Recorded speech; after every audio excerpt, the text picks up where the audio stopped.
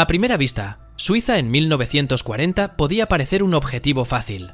Era un país en gran medida germanohablante, situado en pleno corazón de una Europa sometida a las potencias del eje, rico, fuertemente industrializado y surcado por una densa red de túneles ferroviarios que, como vasos sanguíneos, unían el norte y el sur del continente.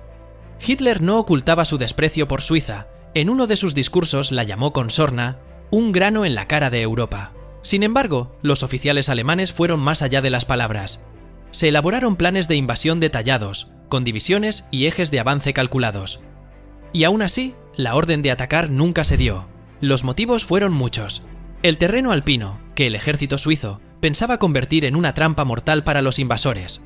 Los escasos beneficios militares frente a los costes gigantescos de una guerra en la montaña. Las prioridades estratégicas cambiantes del Reich. La utilidad diplomática, de inteligencia y económica de la Suiza neutral. Por último, el control que los helvéticos ejercían sobre las líneas de transporte clave a través de los Alpes. Todos estos factores, en conjunto, hicieron que en los cálculos de Berlín pesara más la lógica de la explotación que la de la conquista. El plan de invasión existía de verdad y se tomó en serio.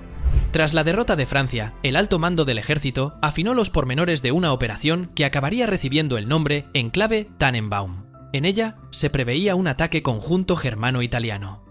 Las variantes diferían en los detalles, pero una versión muy citada contemplaba el uso de unas 11 divisiones alemanas y 15 italianas, es decir, en total entre 300.000 y hasta 500.000 soldados. Las fuerzas principales debían golpear a través de la meseta suiza, mientras otros grupos fijaban la defensa en el Jura y avanzaban desde el sur.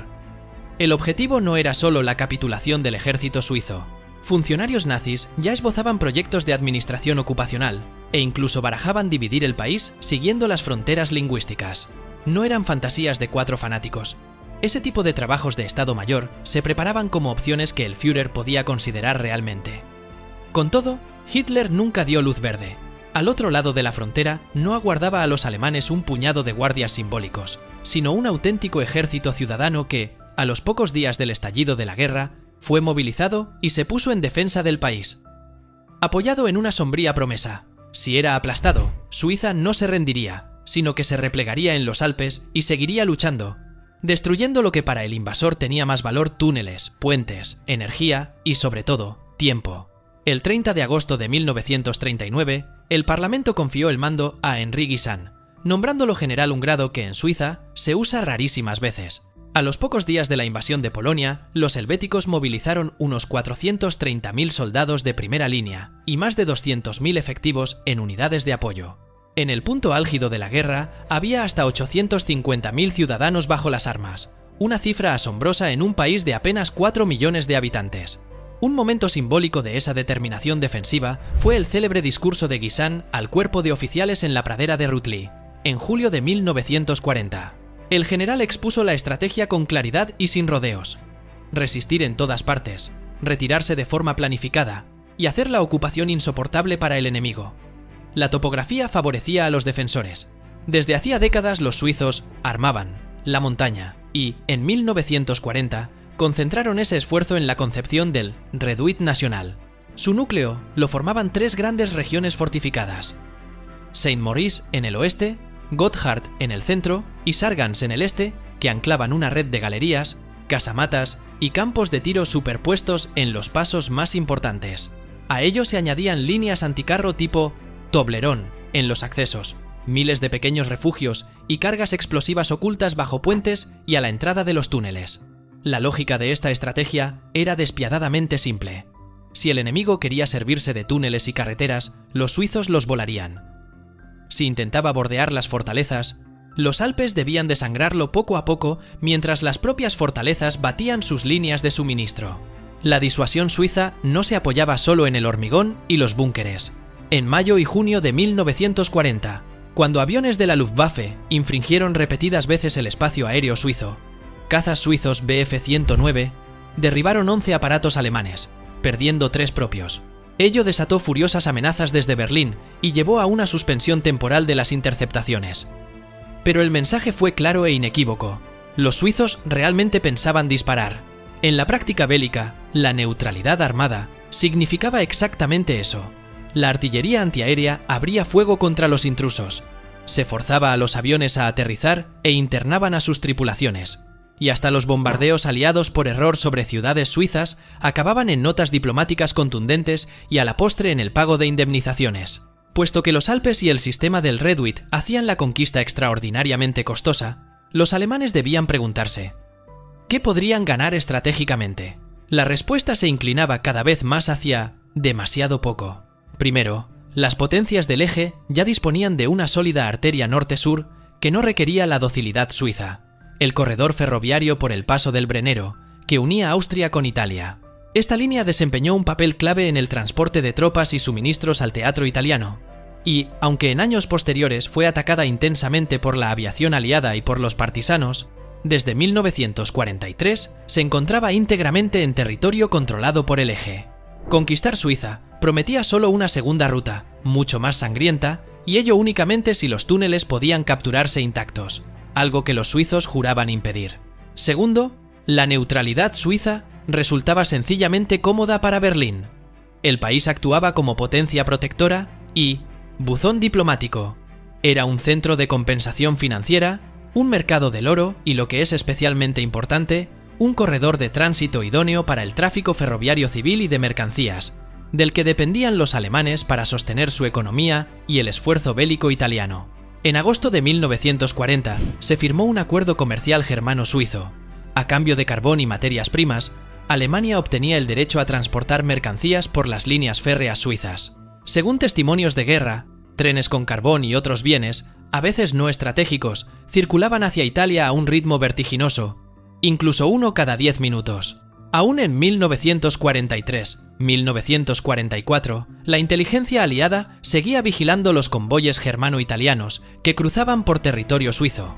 Mientras los helvéticos cooperasen, la utilidad práctica de su neutralidad abogaba más por la presión y los apremios que por una invasión militar. También pesaban las finanzas y la energía. El franco suizo seguía siendo una de las pocas divisas con las que las potencias del eje podían pagar en el extranjero, y el país era un nudo del comercio europeo del oro. El Banco Nacional Suizo y los bancos comerciales compraban grandes cantidades de oro a Alemania Oro, que a menudo procedía del expolio de bancos centrales ocupados y de víctimas del Holocausto. A cambio, Berlín obtenía francos convertibles, necesarios para adquirir productos estratégicos en los mercados exteriores. Suiza suministraba además electricidad de origen hidroeléctrico al sur de Alemania, y contaba con ramas industriales cuyos productos eran especialmente codiciados en el Reich, como máquinas herramienta de precisión, relojes o cojinetes de piedra. Estas transacciones fueron y siguen siendo moralmente controvertidas. Tras la guerra, la independiente Comisión Bergier las documentó con detalle y criticó con dureza la escala del comercio, de los créditos y del tráfico de oro. Aunque ese balance manchó la reputación de la Suiza de guerra, también explica parte de la contención de Berlín. Un intermediario neutral resultaba mucho más valioso que un campo de batalla humeante y arrasado en los Alpes. Existía además la cuestión de las líneas energéticas, en doble sentido.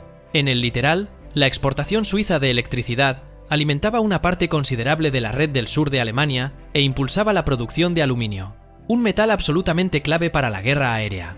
En el político, la Suiza neutral ofrecía una ventana y un foro únicos para el espionaje y las negociaciones confidenciales. Fue en Berna donde Allen Dulles, jefe de estación de la OSS, dirigía una red de agentes, mantenía contactos con la oposición alemana y desempeñó un papel importante en propiciar la rendición anticipada de las fuerzas alemanas en Italia en 1945. Berlín también se valía del suelo neutral suizo para su propia actividad de inteligencia.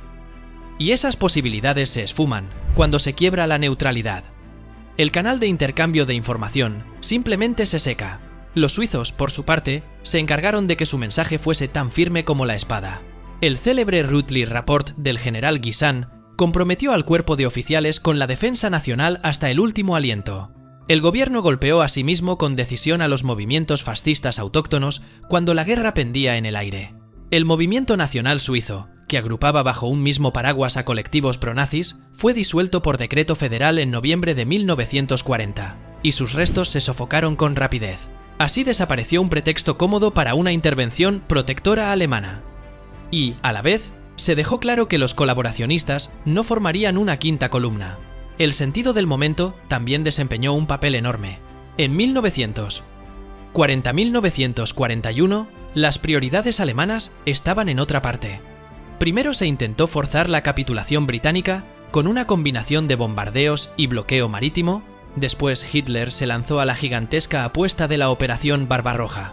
Abierto el frente oriental, cada división libre, cada vagón de munición y cada gota de combustible tenían una tarea más urgente que internarse en los valles alpinos. Incluso más tarde, tras la capitulación italiana de 1943, la Wehrmacht combatía desesperadamente en el sur por sostener la línea gótica, mientras la aviación aliada convertía los Alpes y el paso del Brennero en un corredor mortal. En tal contexto, una agresión costosa y arriesgada contra Suiza descendía cada vez más en la lista de prioridades de Berlín. Eso no significa, sin embargo, que la supervivencia de Suiza fuese puro heroísmo. Su neutralidad armada tenía aristas que herían en todas direcciones. La artillería suiza derribaba tanto aviones aliados como alemanes que violaban su espacio aéreo. Las bombas aliadas, al caer por error sobre ciudades suizas, mataban a civiles. Decenas de miles de refugiados eran rechazados en la frontera. Y bancos y fábricas suizos hicieron negocios que contribuían a sostener la maquinaria bélica alemana. Esa misma comisión Bergier, que investigó el comercio de oro, documentó con detalle otros compromisos. El ajuste de cuentas de posguerra, todavía lleno de controversias, recuerda evitar los mitos fáciles. Ni virtud inmaculada, ni complicidad inequívoca. Las fuentes muestran que uno de los pilares de la seguridad suiza fue su utilidad económica y diplomática, mantenida gracias a continuas transacciones y concesiones. El segundo, las fortificaciones. El tercero, la movilización y la voluntad de resistir. Y el cuarto, no menos importante, fue sencillamente la suerte. El último factor, a menudo subestimado, fue la palanca que los suizos poseían sobre los interruptores centrales de Europa. En particular, dos túneles ferroviarios, el del Gotthard y el del Simplon, no eran solo un recurso nacional, sino arterias paneuropeas de transporte. Las órdenes de guerra suizas eran claras. En caso de amenaza, esos objetivos debían ser volados, no entregados, arrebatando a los alemanes precisamente el botín por el que podrían plantearse una invasión. La lógica estratégica era diáfana. Mientras los helvéticos mantuvieran la neutralidad y cooperasen, el transporte alemán e italiano cruzaría los Alpes sin trabas. En el instante de una invasión, esa fiabilidad se desvanecería entre explosiones y escombros. Que esa era la apuesta real, lo demostraron los hechos de abril de 1945. Cuando los alemanes se retiraban, partisanos y agentes suizos actuaron para frustrar el plan alemán de volar el portal sur del Simplon. Todos entendían el peso de esos interruptores de Europa.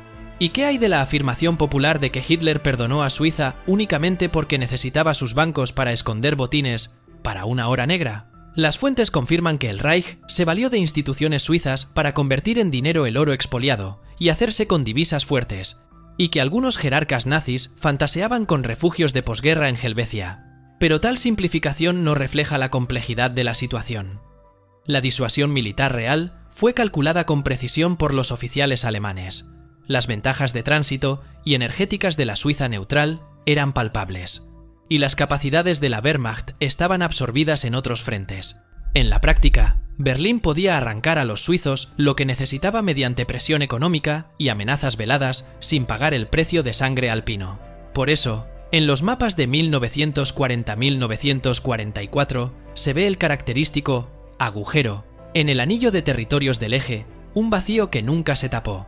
Ese hueco perduró porque la Suiza neutral resultó para Berlín más útil que la Suiza ocupada, siempre que los helvéticos hicieran las concesiones pertinentes, y porque los propios suizos lograron que la perspectiva de una invasión se percibiera como lenta, sangrienta y estratégicamente antieconómica.